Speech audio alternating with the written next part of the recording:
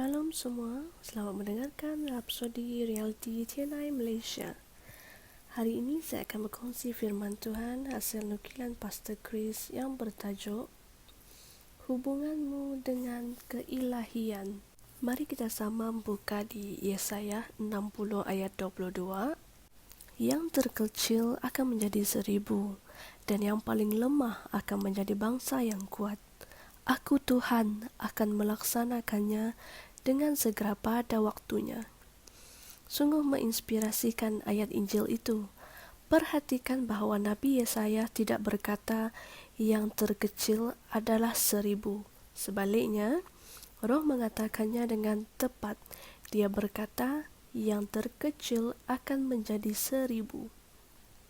Ia merujuk kepada pertumbuhan, perubahan, pergerakan dari satu tahap ke satu tahap yang lain. Hal ini bermakna apabila yang terkecil dikatakan kecil, ia bercakap tentang 1000.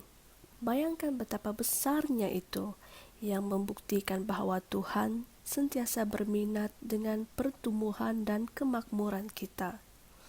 Bagaimana kamu telah membaca hal ini dan masih mempunyai keraguan mengenai kebesaran dan kemakmuran kamu yang merupakan idea dan kehendak Tuhan?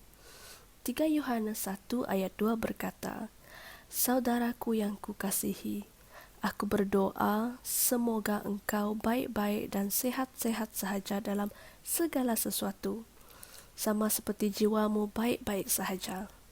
Alkitab dipenuhi dengan maklumat tentang kuasa dan kemuliaan Tuhan, kehormatan, keagungan, dan kegemilangan Bapa Syurgawi kita.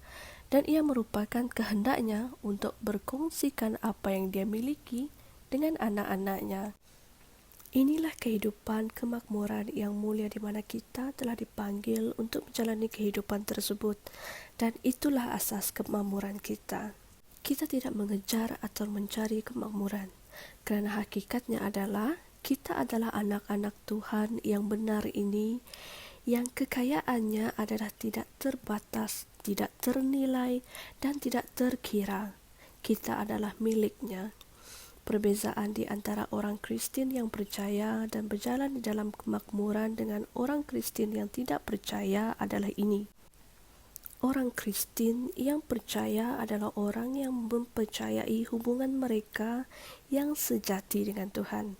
Dan oleh kerana mereka tahu bahawa ianya adalah benar, mereka tidak perlu mencari kemakmuran.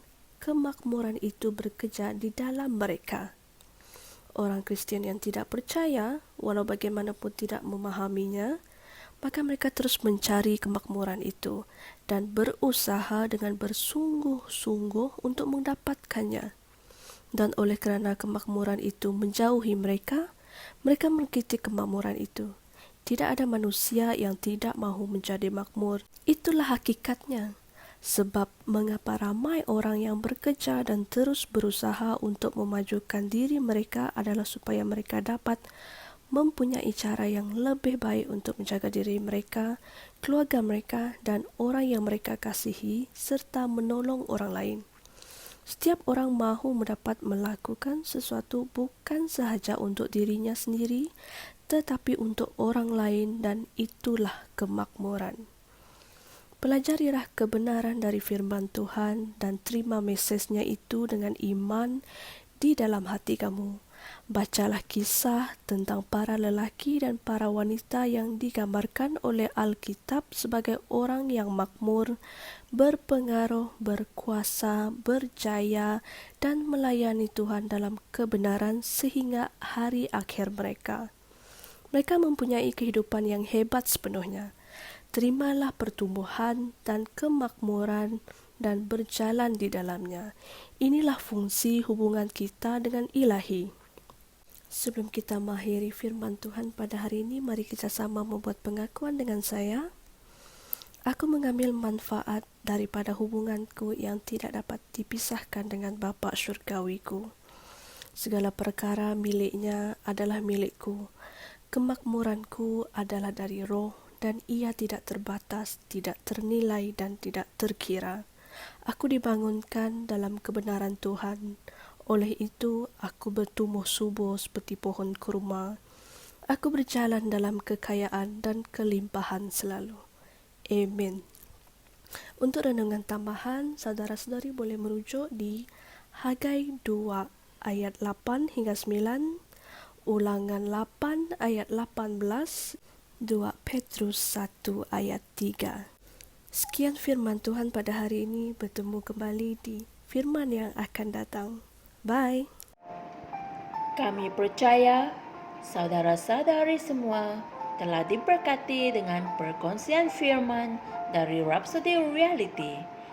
Bagi sesiapa yang ingin menjadikan Yesus Kristus sebagai Tuhan dalam kehidupanmu, kamu boleh mengucapkan doa ini bersama dengan saya. Ya Tuhan Allah, aku mempercayai Yesus Kristus, Anak Allah yang hidup dengan sepenuh hatiku.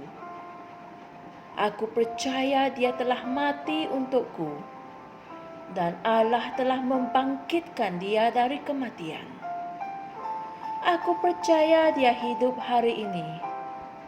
Aku mengaku dengan mulutku bahwa Yesus Kristus adalah Tuhan dalam hidupku mulai dari hari ini. Melalui Dia dan di dalam nama-Nya, aku mempunyai kehidupan yang kekal. Aku telah dilahirkan semula. Terima kasih Allah kerana menyelamatkan jiwaku. Aku sekarang adalah anak Allah. Haleluya. Tahniah, sekarang kamu telah menjadi anak Allah. Untuk apa-apa sebarang pertanyaan atau untuk mendapatkan lebih banyak maklumat mengenai bagaimana untuk bertumbuh sebagai seorang Kristian, Anda semua boleh hantar mesej di akaun Facebook kami atau email kami di tni.msia@gmail.com. Sekali lagi, tni.msia@gmail.com. Tuhan berkati Anda semua.